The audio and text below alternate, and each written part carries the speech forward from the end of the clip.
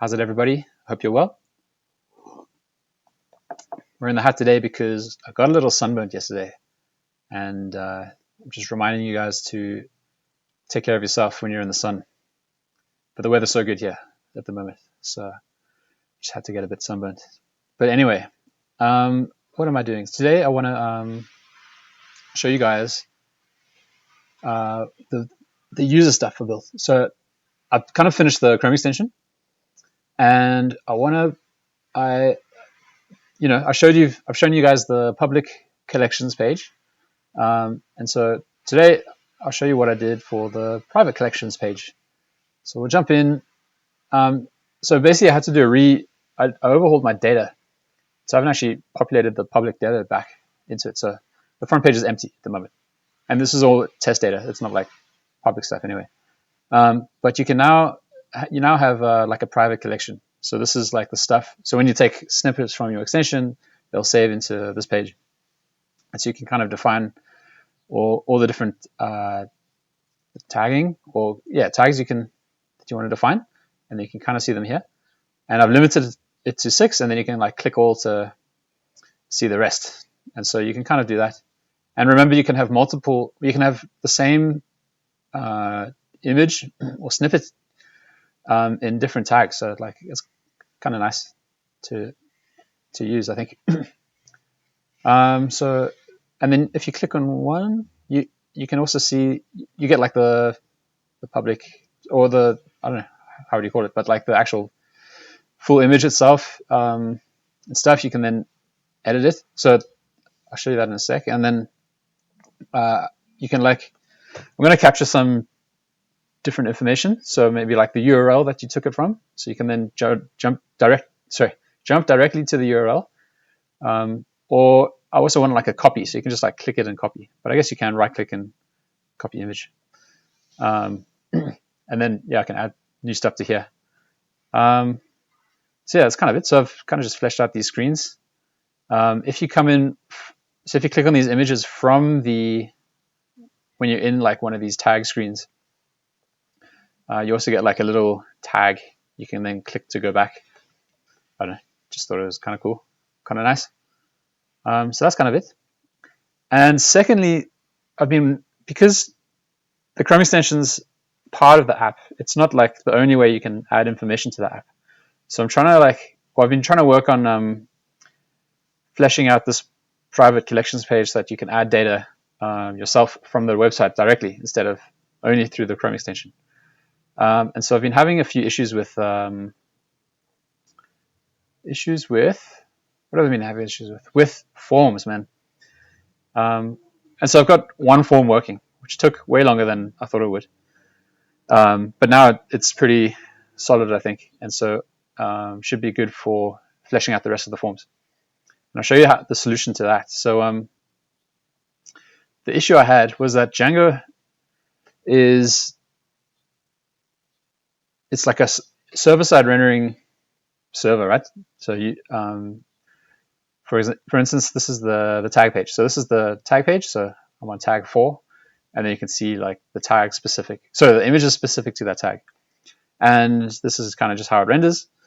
And so I loop through the actual content itself, and then also the got some other stuff. So here is where I wanted the form. So like this top bit. So you got like the information. It's just literally a title field, right? So it's nothing complicated at all. But I didn't want to like create another screen just for a title field, So I thought it'd be nice to do it inline.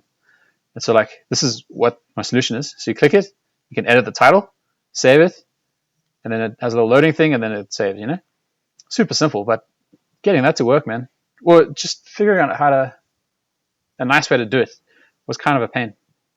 So I was contemplated between, just getting some, like rendering the form, the data here, so the read-only data, and then like having a hidden form underneath, so something like just a whole separate form bit, and have that hidden, and then use JavaScript to switch between the two. But then it was like, if you want like some saving, this got this little saving animation. I'd already built that in the extension, and so I was like, I kind of want to use that here as well. It's just way nicer for the user. And so I was like, okay, I want to use React or Preact in my case to make it just a little more interactive, you know?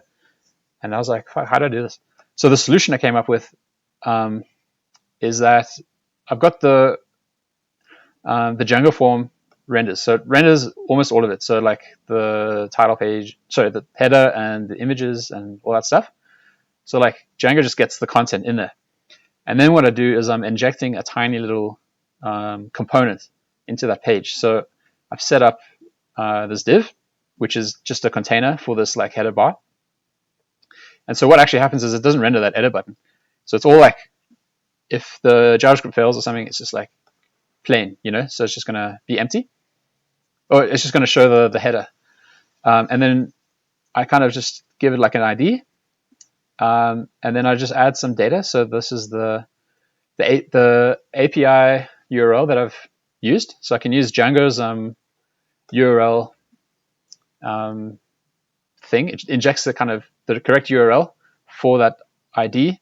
The Django URL stuff's really cool. So I'm glad I can use it. So I'm injecting that URL data into it. And I'm also injecting the CFRF token, which is some authentication stuff Django provides. And so then from React, I can then like just find this ID or this form. And then I basically I can collect the data from it. And then I just like nuke everything inside, i.e. just the title at the moment. And then render like my own custom component. And so where is that? So I think right on the first episode of first video I made, I showed you guys how I did how I connected the two. So how I do the React rendering and the Django rendering. And so I've got like the Django stuff is a normal Django app. And then I've got the second component or second part of the app, which is like the Reacty stuff. So I'm using Parcel to do that. And then basically the output of all of this stuff, so it's just like normal JavaScript React stuff. It outputs into this JavaScript file in this dist folder, and then Django knows about that file. And so then in the, what's the tags? Oh, where is it? Yeah, this guy. So in the, on this page, I can say, okay, render that script or run that script. And then it knows about the script, and then React then starts when the page loads, and then can inject that component. And so it seems to work pretty well. Like it's not logged to React or anything, so I just needed that way to like kind of connect the two little bits. And so yeah, I got it sort of working.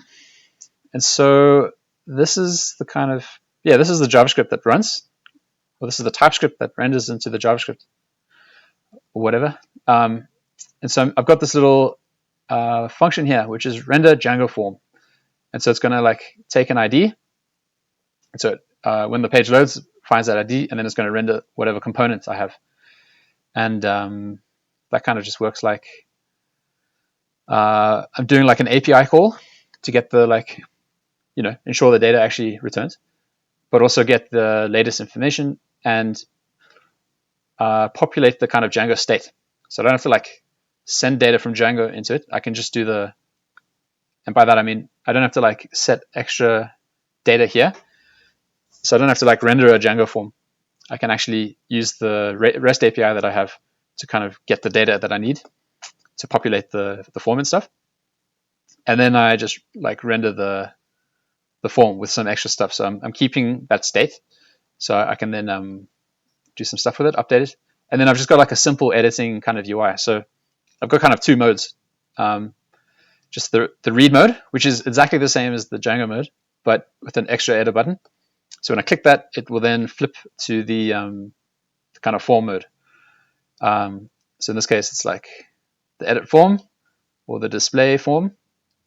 So display form is like super simple. And then the edit form is kind of using like a little custom use form thing, which just like kind of handles the API request for me, handles the loading state. So when I click save, it just like handles that loading state and stuff. And so all I have to do is then render the form itself. And so I've got like some errors that show at the bottom. And it's just a simple title at the moment. And then just like the two buttons. And so now this is like really easy to use. So I can, for the subsequent forms, I can just render like, do the same thing, have a little tag in Django. And then from the React side, kind of just hijack that tag, inject my own little component with the form of the entity I'm trying to do. So when you click on one of these images, there's a bit more information here. So you got the title. I guess there's not that much information. But yeah, it's just like simple little forms, around the place. So I want to use Django for most of the stuff, but there's just like a little bit of interactivity that I wanted to use React for, because it's just doing that interactive form thing with the state loading and API requests. It's just a bit of a pain with jQuery or something. So I think I've got this cool solution. I'm pretty happy with it. And so yeah, today I'm going to knock out all of that shit. So all the forms will be ready finally, and then yeah, I'm going to do the payments tomorrow and deploy it. So this weekend, hopefully tomorrow, man, it'll be finished, and then I can spend the week, a few days like just setting up the launch stuff and launching it, I guess, getting it in public finally. And then I can use this thing as well. I'm super happy, super keen to finally use this product. So not much else for you today. Just a simple, quick update. Yeah, so I guess I'll give you guys an update with all the fleshed out, I guess, a finished product, hopefully. So I'll see you guys then. Take care.